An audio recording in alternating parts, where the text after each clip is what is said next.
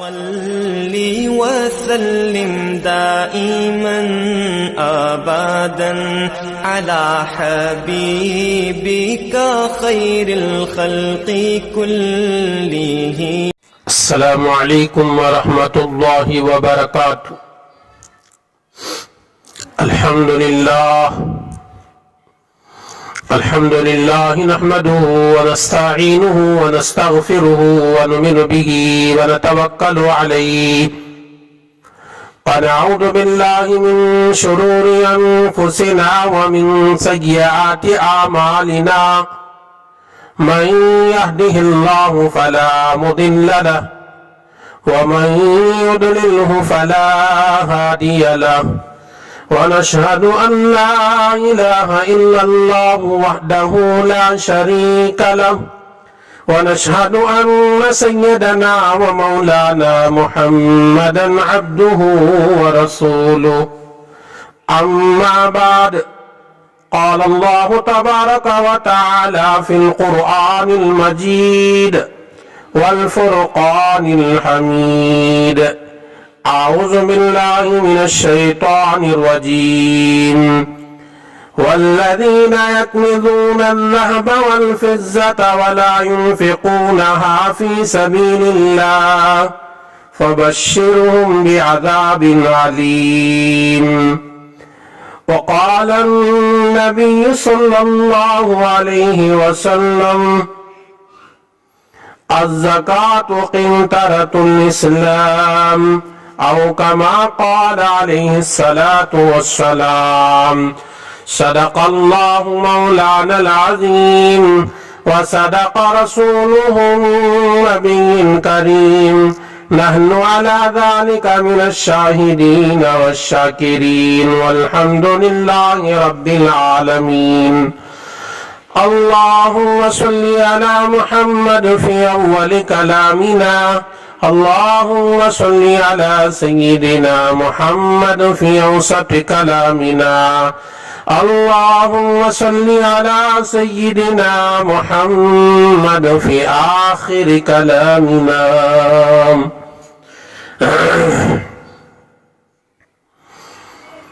معزز سامعین کرام، برادران اسلام، بزرگوں اور دوستوں، اللہ جل جلالہ عما نوالہ کا بڑا احسان ہوا. اللہ تبارک و تعالی نے مجھے اور آپ کو پہلی فرصت میں اس کے گھر حاضری کی توفیق دیا. میرے دوستو، ہم جانتے ہیں کہ رمضان کا دوسرا عشرہ بھی ختم ہونے جا رہا ہے، جس عشرے کے بارے میں آقا صلی اللہ علیہ وسلم نے فرمایا کہ یہ مغفرت والا عشرہ ہے.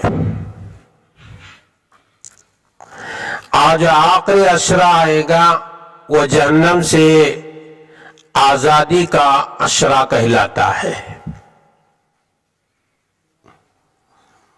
میرے دوستو، کامیاب ہو گیا وہ مسلمان جو رمضان کی قدر کرتے ہوئے، رمضان کے ایک ایک لمحے کو غنیمت جانتے ہوئے عبادت اور ریاضت میں گزار دیا. ناکام ہو گیا وہ مسلمان، مرد ہو یا عورت، جو رمضان کو بالکل غفلت میں گزار دیا. رمضان بڑا تیزی سے گزر رہا ہے، چند دن باقی ہیں، اس کو عبادت کے ساتھ رخصت کرنے کی کوشش کرو. میرے دوستو، امت کے اندر ایک معمول ہے کہ زکوٰۃ رمضان میں لوگ نکالتے ہیں، حالانکہ رمضان اور زکوٰۃ کا کوئی تعلق نہیں ہے. زکوٰۃ ہمارے مال پر فرض ہوتی ہے ایک سال گزرنے پر. آپ کے پاس زیورات ہیں یا مال و دولت ہے یا بینک بیلنس ہے، اس کے اوپر 1 سال جیسے ہی گزر جاتا ہے آپ کے اوپر زکات ادا کرنا فرض ہو جاتا ہے۔ قرآن کریم میں اللہ تبارک و تعالی نے زکات ادا کرنے کا حکم کئی آیتوں میں دیا ہے۔ جہاں جہاں اللہ تبارک و تعالی نے نماز کا ذکر کیا، ساتھ ساتھ میں زکات کا بھی ذکر کیا۔ ارشاد فرمایا اقیموا الصلاۃ وآتوا الزکاۃ، نماز قائم کرو، زکات ادا کرو۔ زکات فرض ہوتی ہے ہمارے مالوں پر 1 سال گزرنے کے بعد، اور زکات بہت معمولی رقم دینا پڑتا ہے، کوئی بھاری رقم نہیں۔ 1 لاکھ روپے میں 2500 روپے، 100 روپے میں 2.5 روپے، کوئی بڑی رقم نہیں۔ پوری رقم تو اللہ نے دیا ہے، اللہ کے کرم سے ملی ہے، اللہ کے فضل سے ملی ہے، اور اللہ یہ کہتا کہ آدھی آدھی رقم دے دو تو دینا پڑتا۔ یہ اللہ تعالیٰ یہ کہتا کہ تمہارے مال میں 4 حصے کرو، 1 حصہ تم رکھ لو اور 3 حصہ زکات میں دو، 2 بھی دینا پڑتا، تو بھی دینا پڑتا۔ لیکن اللہ تعالیٰ کتنا کریم ہے، کتنا رحیم ہے، اللہ تعالیٰ ارشاد فرماتے ہیں کہ تمہیں صرف 2.5% دینا ہے، 2.5% دینا ہے۔ 1000 روپے میں 25 روپے دے دو، یہ غریبوں کا حق ہے، اس کو اپنے پاس نہ رکھو ورنہ تم گنہگار ہو جاؤ گے۔ ہمارے پاس جو کچھ بھی مال و دولت ہے میرے دوستو، وہ سب اللہ کا دیا ہوا، ساری چیزوں کا اصل مالک وہی ہے، اسی نے اپنے رحم و کرم سے نعمت استعمال کے لیے ہمیں عطا فرمائی ہے۔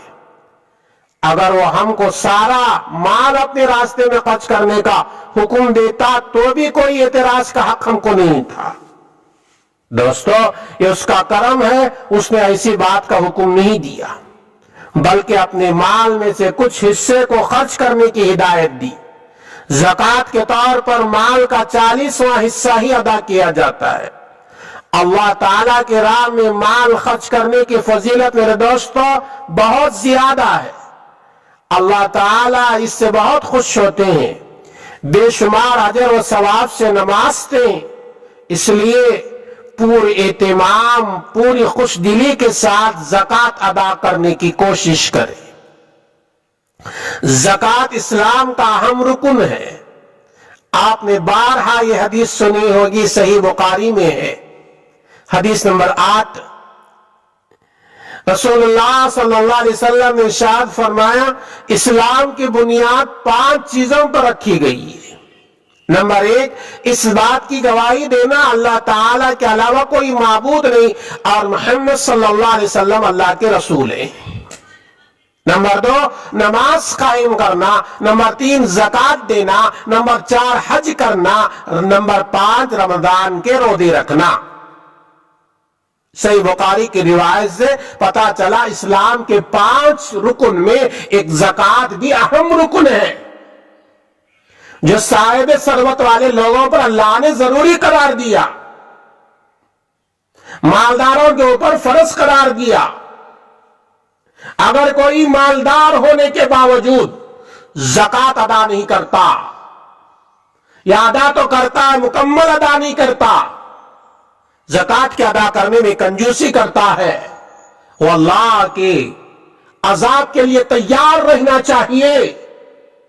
احادیث ہم کو اس کی تعلیم دیتی ہیں۔ قرآن کریم میں 70 سے زائد جگہوں پر زکوٰۃ کا ذکر آپ کو ملتا ہے، مگر جہاں بھی اس کا تذکرہ کیا گیا اس کے ساتھ نماز کا بھی ضرور کیا گیا۔ اس سے معلوم ہوتا اسلام میں نماز و زکوٰۃ کا تقریباً 1 درجہ، इसी वजह से अब्दुल्ला बिन मसूद रदी अल्लाह ताला अन्हु फरमाते हैं, हमें नमाज कायम करने, ज़कात अदा करने का हुक्म है। जो शख्स ज़कात अदा ना करे उसकी नमाज भी कबूल नहीं होती। तबरानी कबीर हदीस नंबर 10059 के अंदर हदीस है। मुसलमान है, मालदार है, अल्लाह ने माल और दौलत दिया है, ज़कात उसके ऊपर फर्ज हो गई है, वो नमाज पढ़ रहा है और ज़कात अदा नहीं करता। अब्दुल्ला बिन मसूद रज़ी अल्लाह ताला अन्हु फरमाते हैं उसकी नमाज काबिल कबूल नहीं। इसलिए मालदारों, तुम्हारी नमाज कबूल होना है, तुम्हारी इबादत अल्लाह के दरबार में पहुंचना है, तुम्हारी इबादत से तुम्हारा रब राजी होना है, तुम्हारी नमाज तुम्हारे लिए नजात का जरिया बनना है। तुम्हारे माल के ज़कात अदा करने की कोशिश करो, वरना तुम्हारी नमाज काबिल कबूल नहीं होती है। मेरी बात नहीं, मैंने तबरानी कबीर हदीस के बात का किताब का मैंने हवाला दिया है। मेरे दोस्तों, ज़कात सिर्फ उम्मत मोहम्मदिया पर फर्ज नहीं, पहले लोगों पर भी अल्लाह ताला ने ज़कात को फर्ज किया था। कुरान करीम में सूरह अंबिया आयत नंबर 73 में अल्लाह ताला इरशाद फरमाते हैं, जिसका तर्जुमा है, हमने वही के जरिए इन्हीं नेकियां करने, नमाज कायम करने, ज़कात अदा करने की ताकीद की थी। वो हमारे इबादत गुजार थे। ये सूरह अंबिया की आयत नंबर 73 से हमें पता चल रहा है कि ज़कात का हुक्म मोहम्मद सल्लल्लाहु अलैहि वसल्लम की उम्मत से पहले जितने उम्मत गुजरे हैं उन लोगों के अंदर भी ज़कात देने का अल्लाह ने हुक्म दिया था, लेकिन तरीके अलग थे, मिकदार अलग थी। ज़कात के बुनियादी तौर पर 3 फायदे, सुनो गौर से मेरे दोस्तों। ज़कात के बुनियादी तौर पर 3 फायदे हैं। नंबर 1, अल्लाह ताला की रजा, उसकी खुशनुदी हासिल करने का सबब और जरिया है। ज़कात अदा करोगे, तुम्हारी ज़कात की वजह से अल्लाह ताला की खुशनुदी और रजा हासिल होगी। जिस तरह नमाज पढ़कर हम जिस्मानी तौर पर अपने परवरदिगार के सामने बंदगी जाहिर करते हैं, इसी तरह हम ज़कात अदा करके माली तौर पर इसकी इबादत बंदगी का इजहार करें। ये ज़कात का पहला मकसद।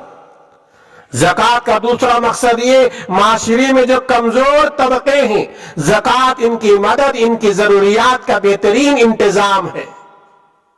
अगर हम ज़कात मुकम्मल तौर पर मुसलमान हिसाब करके लगा कर देता रहे तो उम्मत के अंदर कोई कमजोर तबका ऐसा नहीं रहेगा जो खाने और पीने का मोहताज दिखाई देता है। तीसरा मकसद ज़कात का ये, ज़कात के जरिए इंसानों के दिल व दिमाग से माल और दौलत की मोहब्बत खत्म होती है, जो इंसान की रूहानी और दीनी तरक्की में जबरदस्त रुकावट है। अल्लाह ताला सूरह तौबा आयत नंबर 103 में फरमाते हैं, जिसका तर्जुमा है, आए नबी, आप मुसलमानों के अमवाल में से सदका यानी ज़कात उसूल कीजिए, जिसके जरिए आप इनके दिलों को पाक कर देंगे और इनके लिए बरकत का सबब बनेंगे। नबी को हुक्म दिया जा रहा है, खुज़ मिन अमवालिहिम सदका, आए नबी, मुसलमानों के माल में से ज़कात उसूल करें। आप ज़कात को एक टैक्स की तरह ना समझो, एक टैक्स की तरह ना समझो, एक बोझ ना समझो, खुश दिली के साथ ज़कात अदा करो। ज़कात ना अदा करना सारी दौलत के बर्बादी का जरिया बनता है।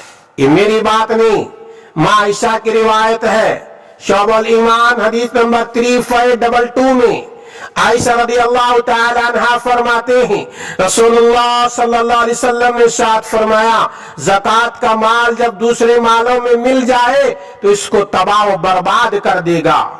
इसका मतलब ये, किसी आदमी पर ज़कात वाजिब हो फिर वो ज़कात अदा ना करे, इसकी वजह से बेबरकती होगी, बाकी माल भी तबाह होगा। एक दूसरे हदीस में आपने फरमाया, जो कौम भी ज़कात को रोक लेती है अल्लाह ताला उसको क़हत में मुब्तला कर देते हैं, बारिश बंद हो जाती है, लोग दाना पानी के मोहताज हो जाते हैं। तबरानी औसत के अंदर ये हदीस मौजूद है।